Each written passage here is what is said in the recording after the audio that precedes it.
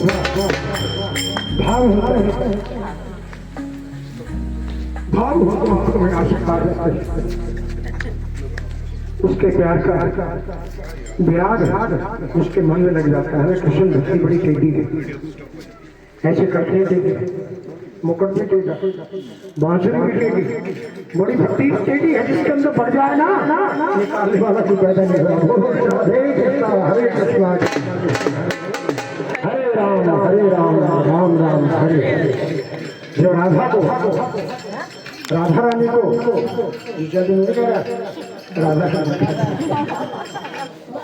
राधा रानी को गोकुल में छोड़ गए, प्रभु वृंदावन में चले गए। क्या कहेंगे राजा? प्रभु आप रहो वृंदावन में, मेरी उम्र बीत गई।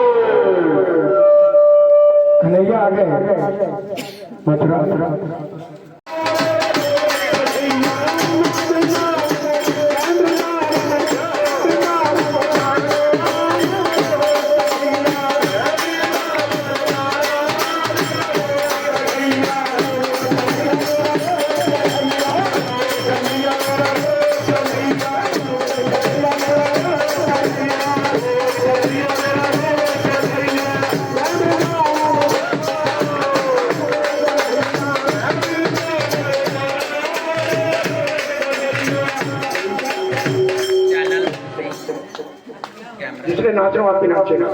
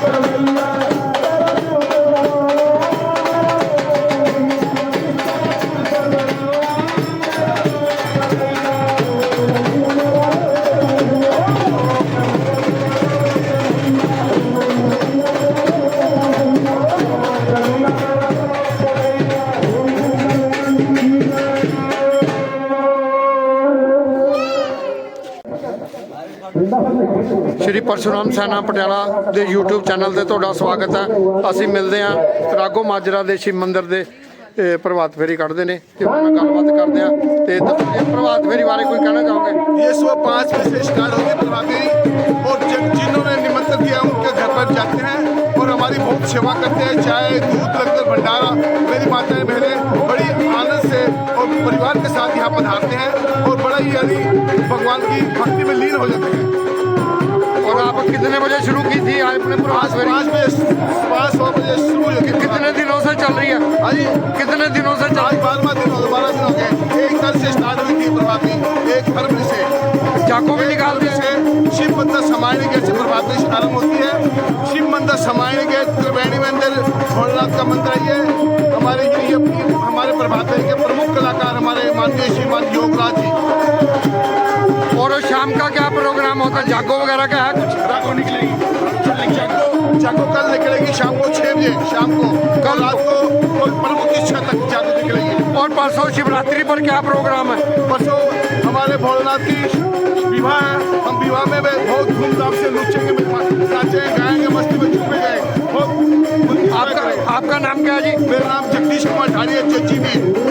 और आप एड्रेस बताएंगे यहाँ पर मंदिर का एड्रेस बताएं पूरा कि लोग पहुँच सके कल के प्रोग्राम के बारे में। समायणी गेट शिव मंदिर से ये प्रभात फेरी आरम्भ की जाती है और 1 तारीख से लेकर 15 तारीख तक निकाली जाती है प्रभात फेरी। 15 तारीख को महाशिवरात्रि का बहुत बड़ा त्योहार मनाया जाएगा और शोभा यात्रा पर चढ़ हम सहयोग देंगे। पटियालियों को कोई मैसेज देना चाहते हैं पटियाला शहर को? भाईचारा से मनाए सब पटियाला भाईचारे हिंदू मुस्लिम सिख ईसाई सभी इंजॉय से हम पार्टी का सब एंजॉय करते हैं। सभी धर्म के लोग यहाँ पर आकर बहुत ही भरपूर आनंद लेते हैं। हमारे मुसलमान भाई भी भंडारा लगाते हैं।